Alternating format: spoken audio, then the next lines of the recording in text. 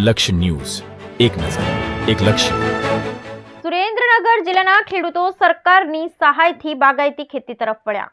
23મી ડિસેમ્બરે કિસાન દિવસ સુરેન્દ્રનગર જિલ્લાના ચુડાના નારાયણભાઈ લકુમે પપૈયાનું વાવેતર કરીને મેળવે છે આવક. 7.5 વીઘામાં 3400થી વધુ પપૈયાના છોડનું વાવેતર કર્યું. તેમાં પણ બાગાયતી ખાતાની મળી સબસિડી. પ્રતિ પ્લાન્ટ દીઠ એવરેજ 50 કિલો ઉત્પાદન મળે છે, જેનો ભાવ પ્રતિ કિલો 20 રૂપિયા વેચાણ થાય છે. બીજા ખેડૂતો પણ અન્ય ખેતી તરફ વળે અને રોકડિયા પાકની ખેતી તરફ આગળ આવવા કરી અપીલ. ભારતના 5મા વડાપ્રધાન ચૌધરી ચરણસિંહની જન્મજયંતિના માનમાં દર વર્ષે 23 ડિસેમ્બરને કિસાન દિવસ તરીકે ઉજવવામાં આવે છે. આ દિવસે દેશના તમામ લોકો અન્ન પેદા કરતા જગતના તાત એવા ખેડૂતો પ્રત્યે આભાર વ્યક્ત કરે છે. ભારત કૃષિ પ્રધાન દેશ છે. આજે પણ દેશની મોટાભાગની વસ્તી કૃષિ અથવા કૃષિ સંલગ્ન પ્રવૃત્તિઓ પર નિર્ભર છે. રાજ્યમાં કૃષિ વિકાસની સાથે સાથે બાગાયતી વિકાસને પણ વેગ આપવા વર્ષ 1991થી બાગાયતી ખાતાની રચના કરવામાં આવી છે, જેના કારણે રાજ્યમાં બાગાયતી ક્ષેત્રે નોંધપાત્ર પ્રગતિ થઈ છે. વર્ષ 1991-92થી અત્યાર સુધી વાવેતર તથા ઉત્પાદન અંદાજિત 4 ગણું થયું છે. બાગાયતી ખાતા તરફથી અમલી વિવિધ સહાયલક્ષી યોજનાઓ, માર્ગદર્શન અને તાલીમના કારણે આજે રાજ્યના ખેડૂતોના ઉત્પાદનમાં નોંધપાત્ર વધારો થયો છે. આમ સરકારની વિવિધ સહાયના કારણે આજે રાજ્યના ખેડૂતો હવે પરંપરાગત ખેતી કરવાને બદલે બાગાયત ખેતી તરફ વળ્યા છે, જેના કારણે તેમની આવકમાં પણ વધારો થયો છે. સુરેન્દ્રનગરના ચુડા ગામના નારાયણભાઈ લકુમે પપૈયાની ખેતી કરી બાગાયતી ખેતીમાં અથાગ મહેનત કરી ને સારો એવો નફો મેળવી આજુબાજુના સમગ્ર પંથકના ખેડૂતોનું ધ્યાન ખેંચ્યું છે. શરૂઆતમાં હું કપાસ, એરંડો, ઘઉં, જીરું જેવા પરંપરાગત પાકોની ખેતી કરતો હતો, પરંતુ તેમાં ઉપજ ઓછી ને ખર્ચ વધુ હોવાથી નફો કંઈ ખાસ થતો ન હતો.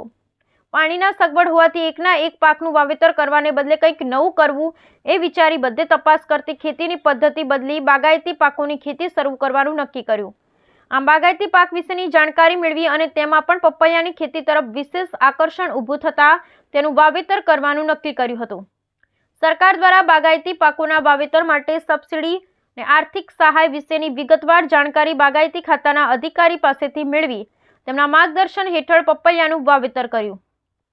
આજે પરંપરાગત ખેતી કરતા પપૈયાની ખેતીમાં વળતર પણ વધારે છે.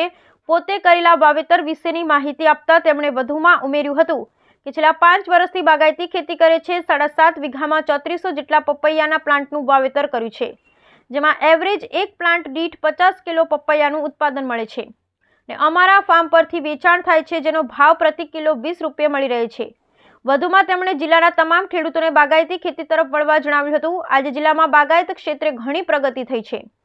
જિલ્લામાં ફળ પાકોને વાવેતર વિસ્તારમાં લગભગ તમામ તાલુકામાં વધી રહ્યો છે. જિલ્લાના ખેડૂતો પણ વિવિધ રોકડિયા પાકોની ખેતી કરી સારી આવક મેળવી રહ્યા છે. સુરેન્દ્રનગર જિલ્લામાં પ્રાકૃતિક ખેતીનું અભિયાન પણ પૂરા જોશમાં ચાલી રહ્યું છે.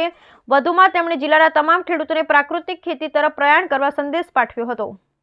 મારું નામ લકુમ નારાયણભાઈ ગંગારામભાઈ, ગામ ચુડા, તાલુકો ચુડા, જિલ્લો સુરેન્દ્રનગર. હું છેલ્લા 15 વર્ષથી ખેતી કરું છું. 2019ની સાલથી પ્રાકૃતિક ખેતી કરું છું. પહેલાં કપાસ, મરચી, ઘઉં, જીરા, વરિયાળી તેવા અન્ય પાકોનું વાવેતર કરતા, જેમાં વળતર ઓછું મળતું અને ઉત્પાદન ઓછું આવતું. પછી એક મેં યુવા તાલીમ લીધી, બાગાયત ખાતામાંથી માહિતી મળી. પછી મેં પપૈયાની ખેતી કરવાનું ચાલુ કર્યું. તો પપૈયાની ખેતીમાં સારું એવું વળતર મળવા લાગ્યું.